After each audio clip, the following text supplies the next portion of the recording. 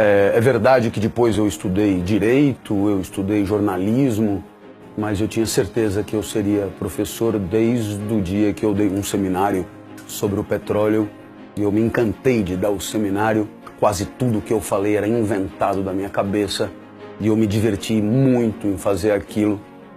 Talvez não tenha sido muito legal com os meus colegas que anotaram um monte de coisa falsa sobre o petróleo, mas depois eu me corrigi e costumo hoje ensinar pelo menos aquilo que a maioria acha verdadeiro. Eu acho que há, no meu caso, um enorme apreço, primeiro pela questão da didática, ou seja, você dizer de maneira simples coisas originalmente apresentadas de forma complexa.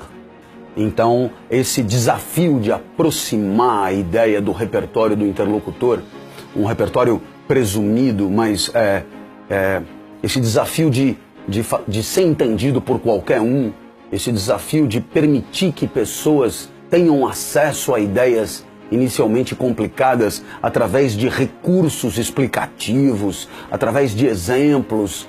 Enfim, essa aproximação do repertório do outro é que sempre me fascinou. E um segundo aspecto é o aspecto da comunicação mesmo. Acho que são até inseparáveis, mas a ideia de se expressar de maneira clara e, portanto, de conseguir, por parte do receptor, digamos, uma atribuição de sentido bastante razoável daquilo que está sendo explicado.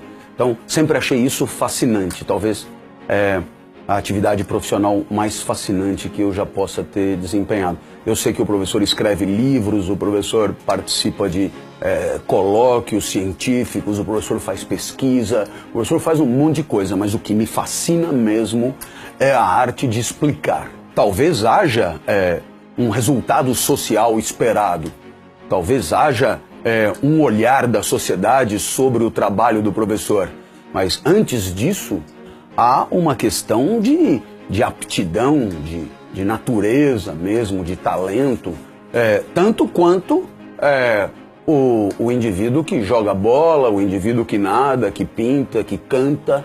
O professor, ele tem algumas coisas que nascem com ele e que tornam o trabalho de professor para ele fascinante. Então eu acho que será mais fácil cumprir alguma eventual missão se você estiver trabalhando naquilo que é a tua praia, né?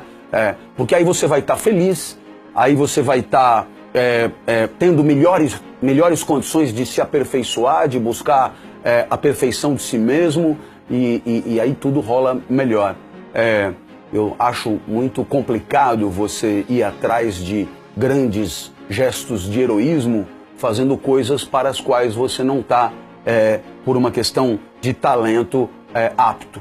Então, eu acho que o primeiro compromisso aí é consigo mesmo, né? De dar para si mesmo uma resposta profissional alinhada com a própria essência.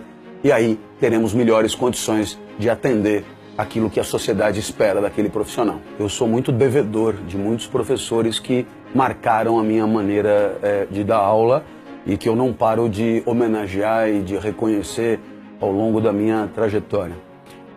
Como também, claro, tive professores que não serviram propriamente de exemplo para mim. Quanto à questão de permanecer motivado, eu acho que, em parte, a motivação está no interesse do aluno, né? Em parte é isso mesmo. O aluno que responde, o aluno que inquieta, o aluno que dialoga, o aluno que participa, o aluno que claramente está aproveitando o que você está falando, isso é muito motivador. Mas, em parte, eu acho que há uma satisfação pessoal com o próprio trabalho, né? Que aí independe de um eventual resultado. Porque senão, se você não tiver inicialmente numa classe boa, você não vê mais nenhum sentido em trabalhar. É preciso ver sentido em trabalhar, mesmo quando, num primeiro momento, o resultado do trabalho é pífio, é irrisório, deixa a desejar. Então é preciso gostar do que você mesmo faz. É preciso olhar para você com encantamento. É preciso, já que você é um eterno espectador de si mesmo, né? Um eterno aluno de si mesmo. É preciso se encantar com a própria aula. E quando você se encanta com a própria aula, a chance de convencer os outros que a tua aula é encantadora aumenta muito. Então eu acho que há esse lado também, que é um lado, digamos, de se aplaudir e de se entreter consigo mesmo, que eu acho que no caso do professor é muito relevante. Existe um certo número de confianças que você tem que ter para poder exercer esse trabalho, um certo número de certezas sem verificação possível, um certo número de a prioris que você toma por válidos para poder continuar adiante. Mas aí eu tenho a impressão que outras atividades também, sabe? Eu acho que o cara que vai ser médico, ele também tá submetido a isso, e acho que qualquer outra profissão também tem um certo número de certezas que ele tem que ter. E se ele não tiver, ele nem começa. Por conta das transformações que a relação professor-aluno vem sofrendo, essa incerteza é cada vez maior, né? Eu penso que você entra com uma certa expectativa baseada naquilo que você já viu, nas suas experiências anteriores, e é claro que ao longo de um ano letivo você pode ser surpreendido por um radical ineditismo na relação com os alunos, e esse ineditismo ele pode ser alegrador para você ou não. Eu fui aluno da Universidade de São Paulo em 2 cursos de graduação diferentes. Comecei também 2 outros sem terminar. E ser professor ali era um grande sonho para mim. Bom, eu comecei a minha vida universitária dando aula onde me aceitaram, mas sempre na expectativa que tivesse uma chance de dar aula ali na universidade. Eu comecei a convite como professor conferencista, portanto um vínculo muito efêmero com a universidade, até esperar um concurso. E aí teve o dia do concurso, teve o momento do concurso, o momento então que eu fui, digamos, incorporado de maneira oficial à universidade. Esse momento foi muito marcante para mim, porque do ponto de vista simbólico, aquilo representava um autorizamento, né? Uma legitimação do meu trabalho, um reconhecimento do que eu estava fazendo até então. Até porque a universidade pública, ela tem um pouco esse papel. Tanto é assim que, não importa onde você tenha feito a graduação, a chancela final do teu diploma é dada pela universidade pública. Pode olhar no carimbo lá atrás do seu diploma, né? Então, eu acho que a universidade pública tem essa missão de chancelar um certo entendimento social que valida o trabalho do professor universitário. Eu acho que esse momento foi um dos momentos muito marcantes da minha vida profissional. Claro que depois que eu entrei, o fato de eu todo ano ser chamado para patrono, para paraninfo, ter por parte dos alunos um grande apreço, um reconhecimento, um pedido para que as aulas acontecessem, mesmo em épocas de greve, etc., foram pequenas conquistas que marcam demais. Existe nesse trabalho, como em qualquer outro ofício, mas esse é o meu, a possibilidade de você trabalhar procurando uma certa excelência. E eu acho que essa busca é uma busca exigente, desafiadora e feliz. Penso mesmo que qualquer atividade profissional que você levanta todo dia para empurrar com a barriga, fazer sempre o mesmo, esperando que o tempo passe, é sintoma de uma vida mal vivida, uma vida vivida fora de lugar. E eu acho que quando você está no teu lugar, você tem um apreço enorme por fazer a cada dia um pouco melhor do que jamais tinha feito. Tanto que esse é o meu desafio, por exemplo, aqui, né? Conversando com vocês. Tentar ser o mais claro que eu conseguir, tentar não perder frase, não perder palavra, usar exemplos pertinentes e, portanto, usar esse momento para oferecer uma prestação que seja adequada, boa, etc., e supere eventualmente outras que eu tenha dado. Porque não há desculpa, né? Se o professor, cada dia que passa, é mais preparado, mais rodado, mais experiente, mais lido, mais estudado, é normal que as suas aulas tendam a melhorar progressivamente. Então, não há nenhuma desculpa para permanecer no mesmo lugar ou regredir, eventualmente. E eu acredito muito que essa busca da perfeição de si mesmo seja uma condição de fazer da própria trajetória profissional alguma coisa motivadora, encantadora e, portanto, feliz mesmo na hora de trabalhar.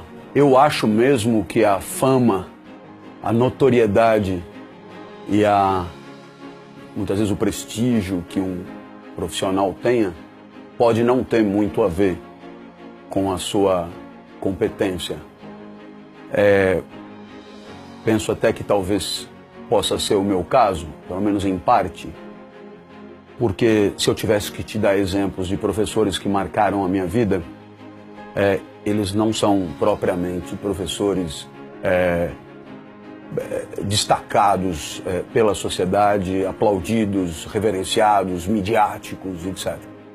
Acho mesmo que a fama e a notoriedade acabam dependendo de episódios da vida que a gente não controla muito e que a gente dificilmente planejaria viver. Pelo menos isso é o que aconteceu comigo, né?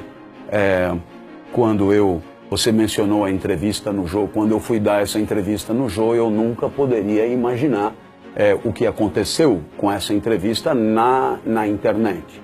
Não poderia imaginar, não poderia calcular, não poderia prever, não poderia nada. Mas o fato é que aconteceu e eu acabei, a partir dessa entrevista, me tornando cada vez mais alguém conhecido, de ser parado na rua, parado nos aeroportos, dentro do avião, etc, etc. Mas é claro, isso num primeiro momento até me assustou, não é o tipo de reconhecimento que um professor pode esperar.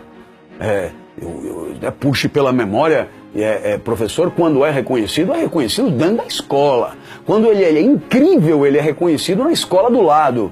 Mas na rua, isso é um fenômeno relativamente inédito na nossa história, né?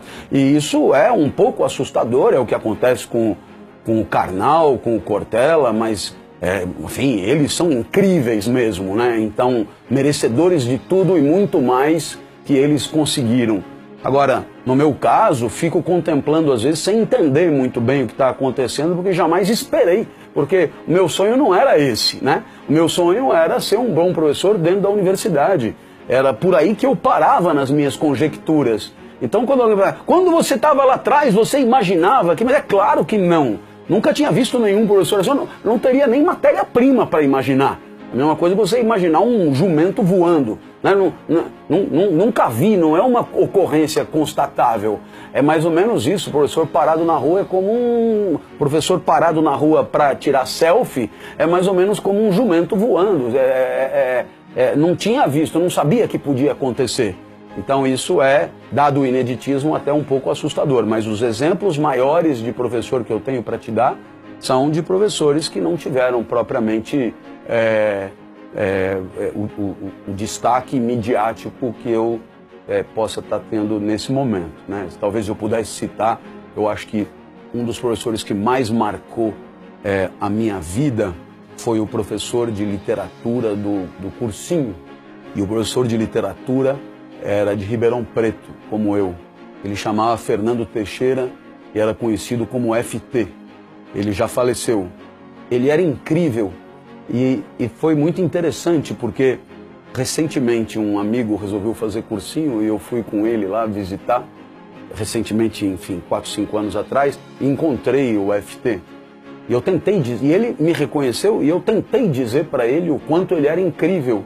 Mas acho que eu não consegui ser enfático o suficiente, né? Ele ficou um pouco constrangido, achou que eu estivesse exagerando de maneira indevida, mas eu queria muito que ele tivesse acreditado que para mim ele sempre foi, acho que o melhor professor que eu vi dar aula em toda a minha vida. Ele era infinitamente melhor do que eu, mas infinitamente, assim. Ele jogava em outra divisão, ele era sensacional. Alguns outros professores também conhecidos, esses porque já tiveram na mídia, eu me refiro ao Heródoto Barbeiro, por exemplo, que foi meu professor de História. Ele era incrível também como professor de História, né? Professor Paulo Kobayashi de Geografia.